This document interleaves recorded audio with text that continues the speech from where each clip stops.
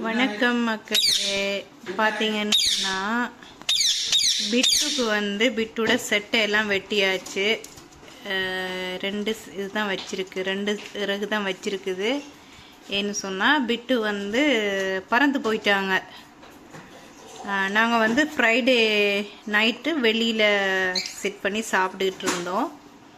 So அப்போ என்ன செஞ்சிட்டாங்கன்னா, இவங்க வந்து பறந்து போயிட்டாங்க. பறந்து அடுத்த காணிக்கு போயிட்டாங்க. அந்த காணி வந்து பெரிய காடு நிறைஞ்ச காணி, அதுக்கு போயிட்டாங்க. நைட்டு 10:30-11 மணி இருக்கும். நானும் வென்சிமாவோட டேடியும் போயிட்டு தேடினோம். விட்டு வரல.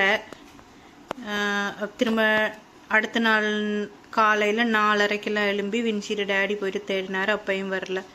அதுக்கு பிறகு பார்த்தீங்கன்னா கொஞ்சத்தில் வந்து நம்மளோட கிச்சன் ஜன்னலில் வந்து செட் பண்ணிக்கிட்டு அவங்க கத்துறாங்க, அவங்களோட வாய்ஸை போடுறாங்க. அப்போ இன்னொரு தடவையும் பறந்து போயிடக்கூடாதுன்ற பயத்தில் அவங்களோட சிறகு வெட்டியாச்சு. 2 தான் இருக்குது. இப்போ பார்த்தீங்கன்னா அப்படி இருக்குது. விட்டு காட்டுங்க, காட்ட மாட்டீங்களா?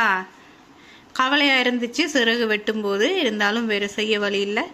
என்ன சொன்னால் பிட்டு சரியான பாசம் எங்கள்லையும், நாங்களுமே பிட்டுல சரியான பாசம். ஸோ அதனால் அவங்கள இழக்க விரும்பலை. அதனால அவங்களோட சிறகு வெட்டியாச்சு.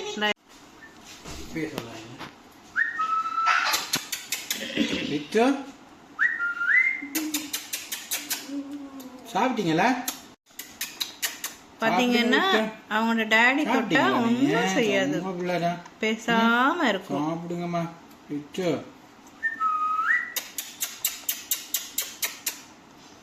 இதுவே நான் கையை கொண்டு போனேன்னா என்ன கொத்தி விட்டுரும் பிட்டு. வின்சிமாவும் டேடியும் தொட விடும், என்னையை மட்டும் தொட விடாது. ஏனோ தெரியாது, என்ன கோவமோ தெரியாது பிட்டுக்கு. அப்படின்னு இல்லை. ஓகே பிட்டு சாப்பிடுங்க. பாய் பாய் பிட்டு. Good night.